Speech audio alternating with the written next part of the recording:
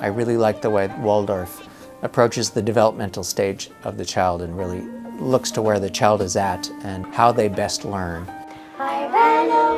When I was really, really small in kindergarten, first grade, second grade, it was just magical, and there were these stories and there were these characters. And the fox had said, They were real kings and queens and princesses in my mind. Every aspect of the curriculum that's introduced in each grade is brought based on a knowledge of how the child's inner life is unfolding at that stage. This pairing of introducing the world with the developmental capacity means is the child is never overwhelmed, but always stretched. And what were they doing then, Alberta? What happens in a Waldorf school is that the approach is artistic, and it is also rigorous. In the Renaissance, you're supposed to be like a universal man. The Waldorf approach is to really wait until they're ready for it, even hungry for it, and then when you introduce it to them, they take it up with enthusiasm rather than feeling pressured to go there. and then you take some of it off. It's never really a command. It's never do this or do that or this is what you should think, ever. It's these are the possibilities. This is one way to look at it. What do you think? So when you look to draw this, you try to capture the mood, you're working on the anatomy of the head and the angle. We're often asked as teachers about the paintings we'll do, and they'll say, well, they're all the same. The fact is, if you spend any time observing each one, you begin to see unbelievable differences. When you have to write it yourself, illustrate it yourself, you take your personal pride in the product because this is your work. I remember every article or poem or essay I wrote because I drew a picture around it, and once we learned calligraphy, there was a calligraphy title and there were colorful borders, and it's really hard to forget information when you really can make it your own. And every school book is different, it's personal. So they just create their own textbooks. Yeah, this is how you learn math.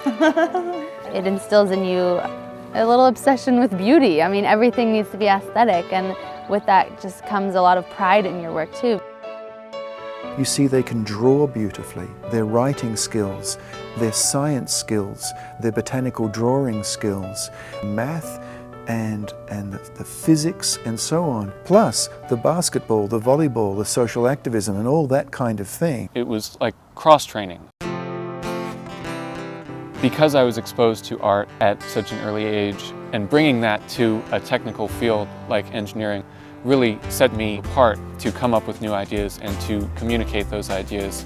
That spark of creativity and of innovativeness. On an intellectual level and on a physical level. Really wanting to get this to work exactly the way I want it to work. Learning that I can learn how to figure it out. Okay, see this little dark bit right there? What my daughter learned is to really focus in depth on what she's doing and pay complete attention to it, which is the way we perform best. And what I'm afraid other children are learning is that multitasking is the way to be, and current cognitive science says that's really going to hurt them in the long run.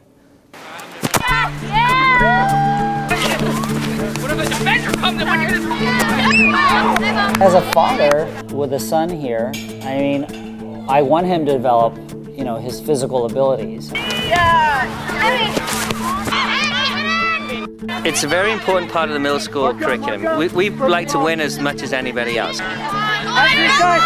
Good. And it builds pride in a class and it builds pride in a school. The way sports and athletics is offered here, it's done in a more balanced way. I don't think that the sports department is more important than the music department. I think they're both equally important. I think 2 foreign languages and woodwork and handwork and gardening and sciences and language arts are just as important. They put their physical energy to work in different ways. And when they have that body energy that they don't know what to do with it, Marin Waldorf says, great, we'll teach you. Drawing, painting, woodworking, gardening, sewing, knitting, it all ties into each other, and you see the interconnectedness of things. And the biggest question that comes up is, what if you get a teacher you don't like? What if you get a child that you don't like?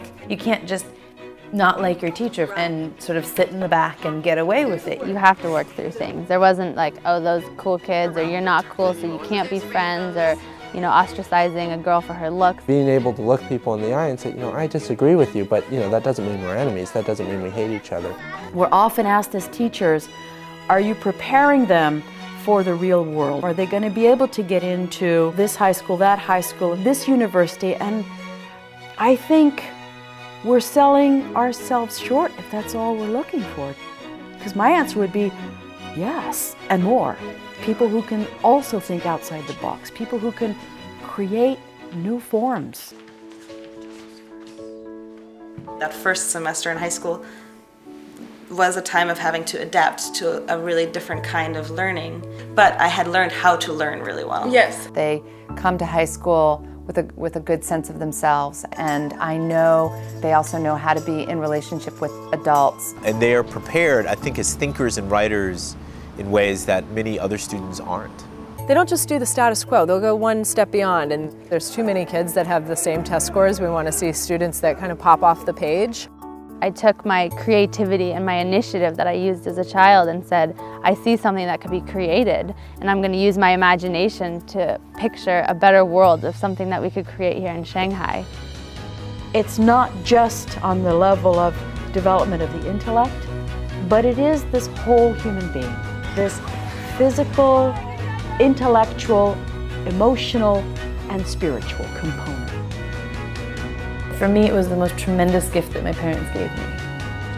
I will keep Jonah in this school because not only will it teach him to be smart, but it will teach him how to be fully human. So why wouldn't you not want that for your kid?